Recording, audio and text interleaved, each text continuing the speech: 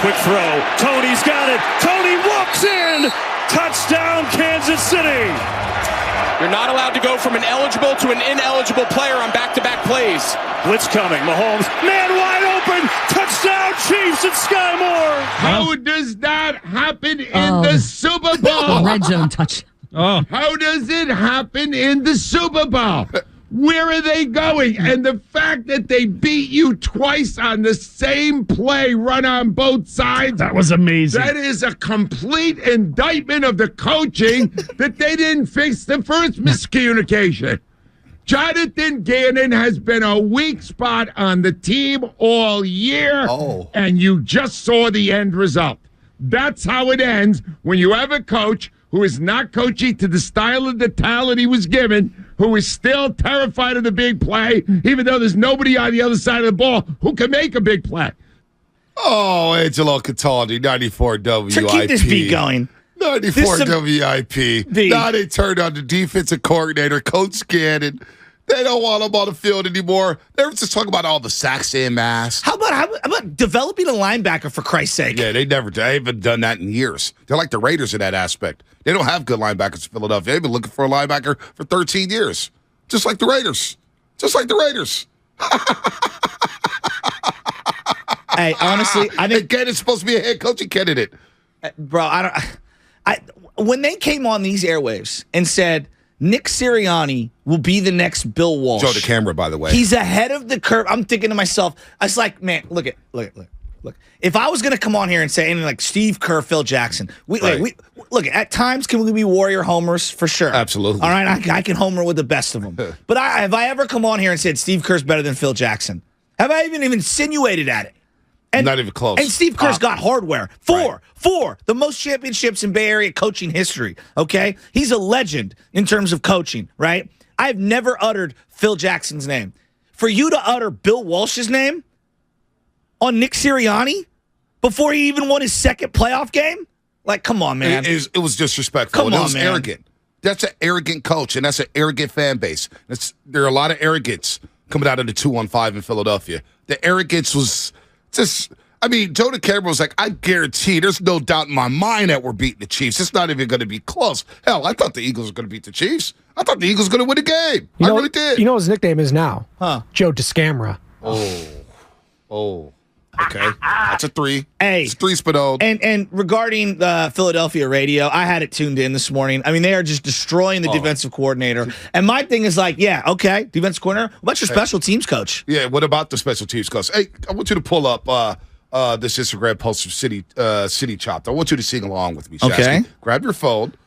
Sipping martinis, eating scampi and linguine, making blunts disappear. Seriously, grab your phone. Okay, what are we doing? Go to City Chopped. He tagged us in a story, and I want you to sing with me. I want to set the tone. Was it swear? Are you sure? No, yeah, absolutely. 888-957. Absolutely, it swears? 9570. I got so many messages. Yeah. But no, pull it up. City Chopped. Go to City Chopped. Look up City Chopped, our boy City Chopped with the chopped cheese sandwiches. Looking it up. Yeah, look it up. He tagged us in a post. Okay. Now go to his story. It's 11 hours ago. You got it? 3, 2, 1. Cry, Eagles, cry on the road to misery. Sigh, Eagles, sigh. Blow the big games. 1, 2, 3. Miss them low, loft them high, and watch our Eagles die. Bye, Eagles, bye. Bridesmaids of the NFC. LOSERS, Eagles! Oh, my God. Yeah! Let's go to David and Brentwood. David and Brentwood, you're on the morning roast. What's happening, David? I ejected. Hey, guys. Good morning. Hey, what's let up, me man? tell you something. The only reason why I enjoyed watching the Eagles getting beat, it wasn't so much because they beat the Niners. It was because of Nick Sirianni. He gave me so many shades of Pete Carroll, the arrogance, the way he coaches. It's something about the guy I really dislike. It's not even about the team. I actually like some players on the Eagles team. But that arrogance made me feel like, you know what? I don't like Kansas City. I don't like Pat Mahomes. But you know what? The enemy of my enemy is my friend. Yes. And honestly, this one game, I enjoyed just as much as when the Pats beat the Seahawks at the 1 yard line. I had so much enjoyment out of it. and I didn't even have a dog in this fight. Hopefully we see them next year, and we're able to actually, take revenge on that beating that we took this one time. No doubt. And we're actually able to show him what, Brock Purdy can do.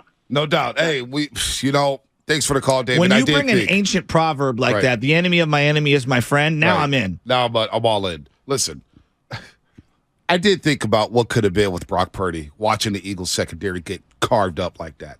But let's look at it. The Chiefs averaged 6.1 yards a pop. 6.1 yards a pop. Dude, they dominated every rushing game. stat. 6.1 yards of play on the ground. 6.4 yards overall. Now the Eagles on the ground. This was a big key to me. I thought the Eagles would have their way in the run game. I thought Gainwell didn't get enough touches. Yeah, no doubt. They mismanaged. Nick Sirianni, arrogance, 3.6 yards a carry for the Philadelphia Eagles. Most of their rushing success came from Jalen Hurts, who had 15 carries, 70 yards. But Miles Sanders, 7 carries, 16 yards. Gainwell, 7 carries, 21 yards. Boston Scott, 3 carries, 8 yards. The Kansas City Chiefs front seven did a hell of a job. Yeah, they did. And our boy Marcus Spears on ESPN, I was watching his breakdowns. From LSU. I think he's really good when he's not on First Take or whatnot. When he's on the NFL live show, I think he's really good. He broke it down. He goes, look, when the Commanders played the Eagles, their linebackers was 3 yards off the line of scrimmage. So you didn't give them time to get onto the second level in terms of their blocking, Kelsey and that offensive line. The Niners, when they played the Eagles, Warner and Greenlaw were 5 yards off the line of scrimmage, which was a disadvantage for the 49ers. And I noticed the Chiefs, that's the first thing I looked at. Their linebackers were about 3 to 4 yards off that line of scrimmage, and Bolton was everywhere. They blew up that run game, and that was a key. It made them one-dimensional, and it helped them. Now the Eagles did score 35 points, but they held on to the ball for over 35 minutes. The Chiefs, in critical situations, bent, but they didn't break. And that was huge at the end of the third quarter, especially. Yeah, when they held them to that field goal. Because I thought that they got the fumble. They didn't get the fumble. They overturned it. And then the Goddard play, I thought it was a no catch. It looked like he bobbled it before he got that other foot down. Just my interpretation of the video. And, they couldn't get any stops, too, defensively, Philadelphia.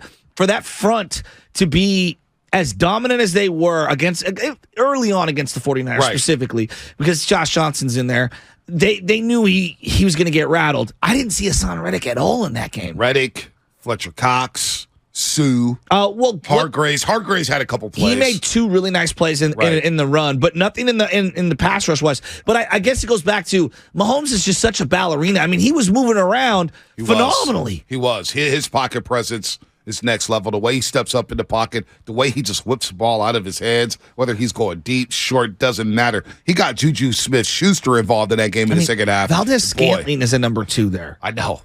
Wait till he gets a top-flight receiver next season. Like, imagine what they do with some real receivers. Oh, my God. I got something. You called me last night. I want to run this by her. I know it'll get the roasters fired up. But you said, Bonte, is Patrick Mahomes the biggest woulda, coulda, shoulda for 49er fans? And I told you I can't go down that road because 49er fans weren't fixated on Mahomes. I don't remember 49er fans being fixated on Mahomes. But I remember doing a draft show at the Fox Theater with Joe Fortenbaugh, Greg Papa. Spinoni was there. Young Spinoni was there. That was when there was a parade of gas bags. You said it, not me. Mitchell Trubisky went number 2 overall. And I thought Deshaun Watson. And the talk was Deshaun Watson's hands were too small, blah, blah, blah. But I think a lot of Niner fans were fixated on Deshaun Watson because we just saw him in the national championship. We saw Clemson every week. I don't think a lot of Niner fans were tapped in on Texas Tech football like that. I remember watching Texas Tech during the Mahomes era thinking, it's just another Kingsbury. It's just another spread offense like Tim Rattay at La Tech where they just throw the ball around 50, 60 times a game. I meant more like, so like Warrior fans for years, we would look at the draft and we'd go, we should have took Kobe. We took Todd Fuller. You know what I mean? Like, for example, we should have took Rasheed Wallace instead of Joe Smith. Like, we do this, even though we know back with the context of then, they weren't going to select this player for X, Y, and Z reasons. Like, remember when Garnett got drafted? The Warriors, we are not in a position to be able to draft and develop a high school player. But like years later, it was like, God, I wish we would have. I wish we would have pulled the trigger on something like that. You see it every year when Mike Trout gets brought up. People are like, how did 17 or 18 teams pass on Mike Trout? When Lincecum fell to the Giants, he was 10th overall, I believe. People were like, how could the Golden Spikes Award winner fall? Well, he was smaller and this, that, and the other. I look at the Mahomes thing. Now, look, in real time, no one was saying it. But in retrospect, I mean, it's great that he paired up with Andy Reid because I don't know if he'd be this version of himself. But my God, we're not the only ones. There are 9 other teams in front of the Niners, or however many, 10, 11 teams under. They all are thinking the same thing. You missed out on maybe the greatest prospect in quarterbacking history, which is crazy. He may end up being the best quarterback of all time. No doubt about it. And here's the one thing that I'll add to that, because I don't think it, but remember something really ticked me off a couple years ago.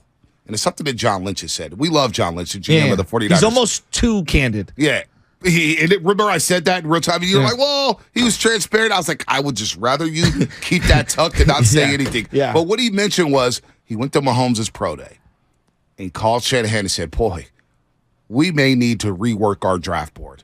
We may need to erase the names off the whiteboard and go get this guy Mahomes. Well, and not only did they... and they were there to just be a decoy. Yeah, but they weren't even looking quarterback when they clearly needed a quarterback. And then they end up drafting a quarterback in the third round in C.J. Beathard anyway. Well, and not only like... It would have been one thing like, hey, we drafted DeForest Buckner, which was a couple years prior. They drafted Solomon Thomas. I know. Like, you didn't even draft a guy who could play. And then, by the way, Solomon Thomas doing the car wash last week. I'd like to come back to the Niners. Did you see that? Who was asking? Yeah, please, God, no. I mean, I love you, Solomon. I know you've been through some things. We're good over here. I mean, come on, man. But, like, not only and you took another guy in the first round, Reuben Foster, and both of them were off your team in 3 years. I know. It is something to think about. I don't know if it's quite there yet with Aaron Rodgers.